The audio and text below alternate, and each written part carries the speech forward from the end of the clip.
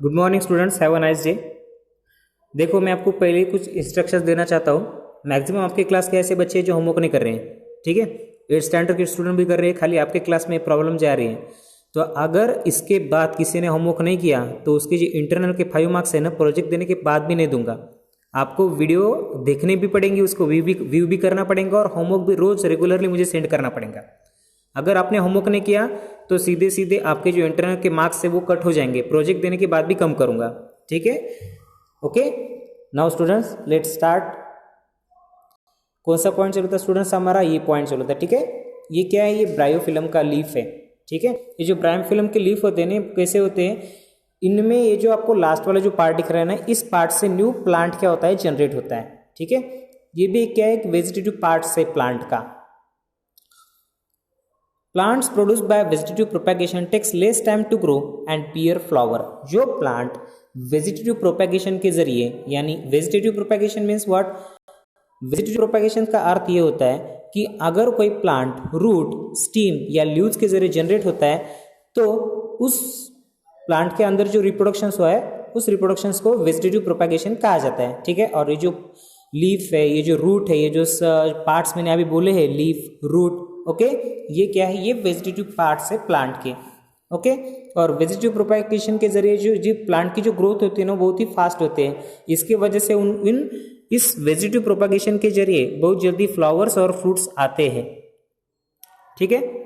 किससे? As compare to seeds. Yes, seed के comparison में वेजिटेटिव प्रोपेगेशन के जरिए बहुत ही फास्ट फ्लावर और बहुत ही फास्ट क्या होते हैं? फ्रूट्स आते हैं।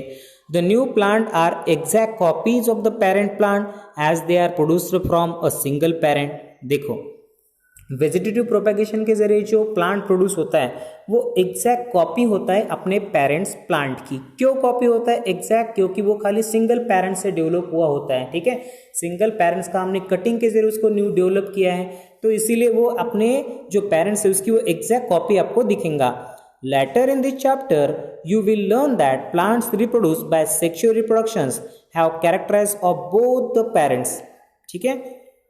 और जो प्लांट सेक्सुअल रिप्रोडक्शन के जरिए जनरेट होता है उनमें दोनों पेरेंट्स के कैरेक्टरिस्टिक्स आते हैं, ठीक है। वो एग्जैक्ट कॉपी नहीं होता सिंगल पेरेंट्स की, वो दोनों पेरेंट्स के जो कैरेक्टर होते हैं वो सिंगल उस डॉटर प्लांट में होते हैं। Plants produce seeds as a result of sexual reproductions. अगर कोई प्लांट सीड प्रोड्यूस कर रहा है तो जाहिर सी बात है उसमें सेक्सुअल रिप्रोडक्शंस हुआ है। Now the next point, budding. You have already learn about the tiny organisms like yeast can be seen only under a microscope, ठीक है। ईस्ट जो है ना, ये एक माइक्रोस्कोपिक ऑर्गेनिजम्स है। Microscopic organisms means what? ऐसे ऑर्गेनिजम्स जो अपने को नेकेड आइज से नहीं दिखते, ऐसे ऑर्गेनिजम्स जो ओपन आंखों से हमको नहीं दिखते, उनको हम माइक्रो ऑर्गेनिजम्स कहते हैं। इनको देखने के लिए खाली माइक्रोस्कोप की जरूरत होती है हमको। माइक्रोस्कोप दो तरह के होते हैं स्टूडेंट्स, एक होता है कंपाउंड माइक्रोस्कोप, दूसरा होता है इलेक्ट्रॉन माइक्रोस्कोप। कंपाउंड माइक्रोस्कोप के जरिए जो बड़े बड़े जो ऑर्गेनिजम्स है, जैसे कि हम कह सकते हैं कि प्रोटोजोआ है, अमीबाए, इनको देख सकते हो। लेकिन जो बहुत ही छोटे छोटे माइक्रो ऑर्गेनिजम्स है जैसे कि वायरस है, इसके लिए आपको इलेक्ट्रॉन माइक्रोस्कोप का यूज करना पड़ेगा, क्योंकि वायरसेस बहुत ही स्मॉल होते हैं as compare with protozoa. These grow and multiple every few hours if sufficiently nutrients are made available to them। देखो, ये जो ईस्ट है ना, इनके बॉडी का स्ट्रक्चर बहुत ही डिफरेंट होता है ह्यूमन के बॉडी के सेल्स से। ये इनकी जो ग्रोथ होती है ना वो खाली कुछ घंटों में होती है, कुछ घंटों में स्टूडेंट्स, ठीक है। और कब कोई भी ऑर्गेनिजम्स, ठीक है, फिर वो चाहे बैक्टीरिया हो, वायरस हो, ओके, या प्रोटोजोआ हो या फंगी हो, उनके ग्रोथ के लिए जो जैसे हम कह सकते हैं इन्वायरमेंटल कंडीशंस बहुत ही जरूरी होती है स्टूडेंट्स। जैसे हम बिना पानी के, बिना फूड के रह नहीं सकते ना, उसी तरह से जो माइक्रो ऑर्गेनिजम्स है वो बिना फूड के और बिना पानी के रहना पॉसिबल नहीं है, ठीक है। वैसे ही अगर इन माइक्रो ऑर्गेनिजम्स को अगर प्रॉपरली फूड मिल जाए और उस फूड के अंदर वाटर का कंटेंट ज्यादा हो तो ये माइक्रो ऑर्गेनिज्म उस फूड के ऊपर आसानी से ग्रो कर पाते हैं, ठीक है, आपने इस बात का एक्सपीरियंस किया होगा। आप अगर नहीं किया तो अभी एक एक्टिविटी आप कर सकते हो स्टूडेंट्स।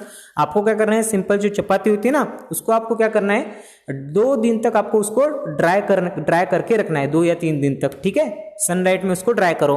और उसके बाद आप देखोगे वो पूरी तरह से ऐसे सूख गई है। और उस तरह की जो रोटी है ना, जो एकदम से ड्राई हुई है, वो जल्दी क्या होती है, खराब नहीं होती है। अब दूसरी आपको क्या करना है एक्टिविटी, आपको उसी तरह से एक चपाती लेने की, उसको उसके ऊपर थोड़ा सा पानी स्प्रेड करना है और उसको आपको घर के कॉर्नर में रखना है। ठीक है, क्या होगा, आपको ये समझ में आ जाएगा इजीली कि जो रोटी है जो आपने घर के कॉर्नर के अंदर रखी थी वो बहुत ही जल्दी खराब हो गई है। वो क्यों खराब हो गई स्टूडेंट्स, इसके पीछे का रीजन ये होता है कि जो एटमॉस्फेयर है यानी जो एयर है, एयर में तरह तरह के माइक्रो ऑर्गेनिजम्स होते हैं। ये माइक्रो ऑर्गेनिजम्स क्या होता है, ये माइक्रो ऑर्गेनिज्म फूड के जो पार्टिकल्स हैं उसके ऊपर चले जाते हैं। और फूड के पार्टिकल्स के अंदर वाटर का कंटेंट भी होता है, उसके अंदर फूड तो ऑलरेडी होता है। तो उस फूड से जो जिस फूड के ऊपर माइक्रोऑर्गेनिज्म गए ना, उस फूड को वो खाते हैं, उसको डाइजेस्ट करते हैं और उसको खराब कर डालते हैं। ठीक है, इसके वजह से जो फूड आप ऐसे कॉर्नर में आपने जो चपाती रखी थी ना, वो खराब हो गई। और इसके अलावा जो आपने जो चपाती सनलाइट के अंदर रखी थी या जिसको आपने एक तरह से पूरी तरह से ड्राई किया था, तो वो जो माइक्रोऑर्गेनिज्म उस ड्राई रोटी के ऊपर, ड्राई चपाती के ऊपर जब जाएंगे, तब उनको हो सकता है फूड मिल जाए लेकिन वाटर नहीं मिल रहा है। ठीक है, इसके अलावा सन की हीट, उसके वजह हीट की भी सन की हीट अगर ज्यादा रही तो कुछ कुछ माइक्रोऑर्गेनिज्म की डेथ सन की हीट की वजह से ही हो जाती है। तो इसके वजह से क्या होता है, जो चपाती अपने इसमें रखी थी सनलाइट में, वो जल्दी खराब, वो क्या होती है, बहुत दिनों तक वो क्या होती है, रहती अच्छी। और जो अपने घर के कॉर्नर में रखी थी वो बहुत ही जल्दी खराब हो जाते हैं। You understand students. तो उसमें से एक ऐसा ऑर्गेनिज्म है जो फूड को खराब करता है, उसमें से ये एक है ईस्ट। ठीक है, remember that is a single cell organism. Yeast क्या है, सिंगल सेल यानी जिसकी खाली एक बॉडी, एक सेल से बना हुआ माइक्रो ऑर्गेनिज्म है east. Let us see how they reproduce. अभी हम जानेंगे कि ईस्ट जो है वो किस तरह से रिप्रोडक्शंस करता है।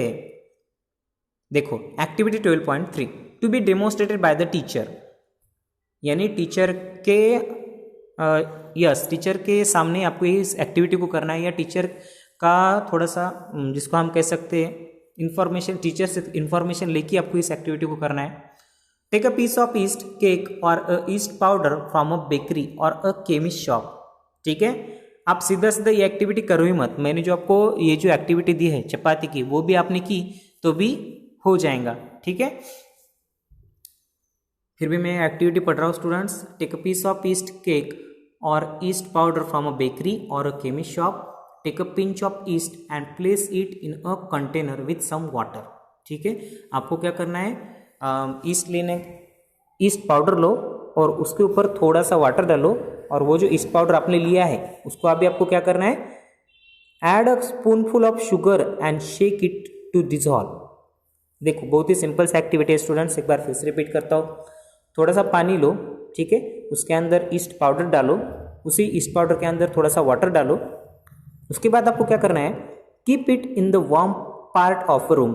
और वो जो ईस्ट, जिसके ये जो सॉल्यूशन आपने बनाया है ईस्ट और शुगर वाला, उसको आपको क्या करना है, रूम के एक वार्म यानी थोड़ा सा गर्म पार्ट पे आपको ये सॉल्यूशन आपको रखना है। आफ्टर एन आवर, 1 घंटे के बाद, put a drop of this liquid on a glass slide. ये जो ड्रॉप अपने वो जो सॉल्यूशन बना है उसका एक छोटा सा ऐसा ड्रॉप लेना है आपको। ठीक है, उस ड्रॉप को आपको क्या करना है, एक स्लाइड लेने की है। ठीक है, ग्लास की स्लाइड जो नॉर्मली कंपाउंड माइक्रोस्कोप के नीचे रखने के लिए यूज होते हैं, उस ग्लास के साइड के ऊपर आपको क्या करना है, ये जो वाटर का ड्रॉप आपने लिया है, ठीक है, जिसमें क्या है, ईस्ट पाउडर है, शुगर है, उस स्लाइड के ऊपर आपको क्या करना है, ये ड्रॉप आपको रखना है students on a glass slide and observe under a microscope. इसको आपको माइक्रोस्कोप के नीचे देखना है। What do you observe, you may see the formation of new east sales. आपको क्या दिखेंगे कि यहाँ पे जो न्यू ईस्ट के सेल्स है वो फॉर्म हो रहे हैं। देखो पहले सिंगल सेल होता है, बाद में ये सिंगल सेल, ये इसके अंदर का जो दिख रहा है ना व्हाइट वाला, इसको न्यूक्लियस कहते हैं। ठीक है, और ये जो आपको दिख रहा है ना बाकी का, इसको साइटोप्लाज्म कहा जाता है स्टूडेंट्स। ओके स्टूडेंट्स, और ये ईस्ट का सेल होता है, ये यहाँ पे इस तरह से ये मल्टीप्लाई होते हैं आपको दिखेगा। डोंट वरी, मैं इसकी एक रियल इमेज क्या करूंगा, गूगल से लेके आपके इस पे सेंड कर दूंगा ग्रुप पे, उस रियल इमेज को आप देख लेना। ठीक है, what do you observe, you may see the formation of new sales. ठीक है, कंपाउंड माइक्रोस्कोप के नीचे आपको ये सब होते हुए दिखेगा।